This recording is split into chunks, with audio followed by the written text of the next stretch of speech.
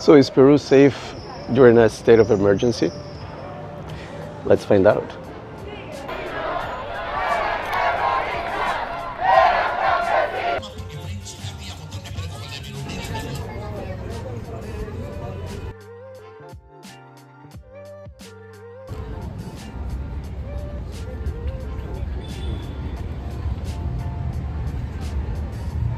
You've probably seen the headlines, Peru declares a state of emergency.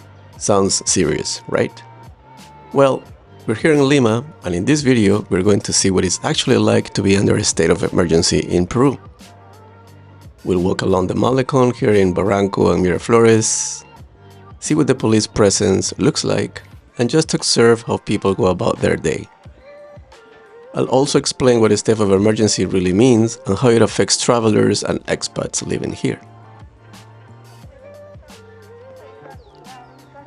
A state of emergency in Peru means the government gives the police and sometimes the army extra powers to maintain public order. During this time, the police do not need a warrant to enter a house, and they can stop people to ask for identification. That's why it's always important to carry your ID with you. If you're stopped, just show it. Usually they'll check it and let you continue on your way. The intention is to make police operations faster and more flexible, especially in areas with higher crime rates. Now here's the interesting part, what it actually feels like on the ground. As you can see here, things are calm. People are walking, just having a good time. I've been walking around for a while, and honestly, it's taken me some time to even find a police officer. The police presence feels completely normal, not increased at all.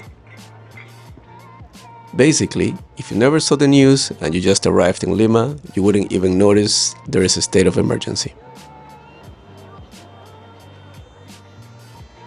What we mostly see on TV are the police going into known high-crime areas, making arrests, or conducting searches where they already know there is criminal activity. But in everyday life, especially in districts like Barranco and Miraflores, it's peaceful. So far, I haven't seen any soldiers out here either. Life continues as usual.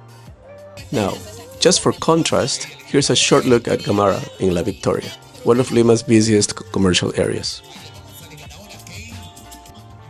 There is nothing unusual, the area is crowded, full of people shopping, street vendors. It is business as usual. Have you ever been in Peru during one of these? What was your experience? Drop it in the comments, I'd love to hear your take.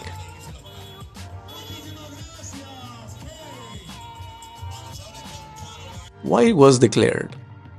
So, why did the government declare this state of emergency and all of the others before? Mainly for crime prevention. Authorities want to give the police more tools to fight organized crime and illegal activities in certain areas. It's not a lockdown, and it doesn't mean tourists or residents can't move freely. In fact, for most people in Lima, this change barely affects their daily routines. Now, before we move on, I want to give you a quick contrast, because when people hear state of emergency, it sounds like the city is on edge. But what's happening right now is completely different from when things actually get tense. So let me tell you a couple of quick stories. One time I was downtown Lima, right across from the Sheraton near Estación Central, and a large group of marchers had taken over the road, and they were blocking traffic. There was police presence around the area, and the marchers just moved on. There was a little bit of tension, but fortunately, things didn't escalate. The second time I got caught in a protest in Miraflores, the kind that shuts down the whole street. The police presence was really heavy. Marchers were coming down Diagonal Avenue, chanting, waving flags, and you could immediately feel the tension in the air. Fortunately, things didn't escalate, but there was definitely the potential for it.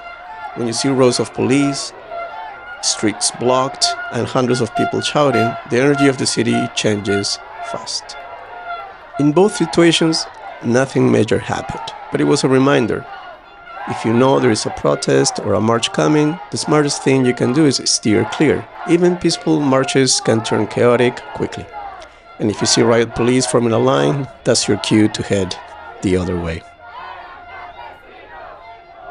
I'm sharing this because it helps put things into perspective. Compared to those moments, this current state of emergency feels completely calm. Just people going about their business. If you just arrive in Lima as a tourist, you walk to Malecón, have dinner in Miraflores, go shopping, and everything would feel normal. The locals are doing exactly the same. So the reality on the ground is very different from the headlines. What you see on TV or social media can look dramatic, but living here day to day is calm, safe, and ordinary life goes on. So what you should keep in mind if you are visiting or living here right now. Number 1, stay informed. Check updates from your embassy or Peru Ministry of the Interior. Number 2, stick to safe districts. Places like Miraflores, Barranco, and San Isidro remain calm and well patrolled. Number 3, use common sense. Avoid dark, empty areas at night. Use official taxis or apps and keep your valuables close. And finally, carry your ID. That's the one thing that's more important now than usual. If the police ask for it, just show it politely and move on.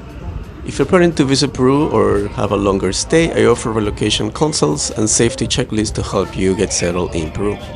Check the description box below. One thing I've noticed is how calmly Peruvians handle these kinds of announcements. Most locals don't panic. They've seen it before, they've seen it all. You hear people complain about it. There is nothing new. Nada nuevo. They know it usually doesn't change their daily life. Shops stay open, kids go to school, people keep working.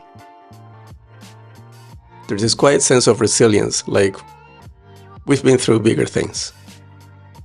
And honestly, this attitude rubs off on you after a while. It reminds me to stay grounded and not overreact to headlines. That's one of the things that I really appreciate about living here. Peruvians adapt quickly, they keep moving, and life just goes on. Now let me give you a personal reflection.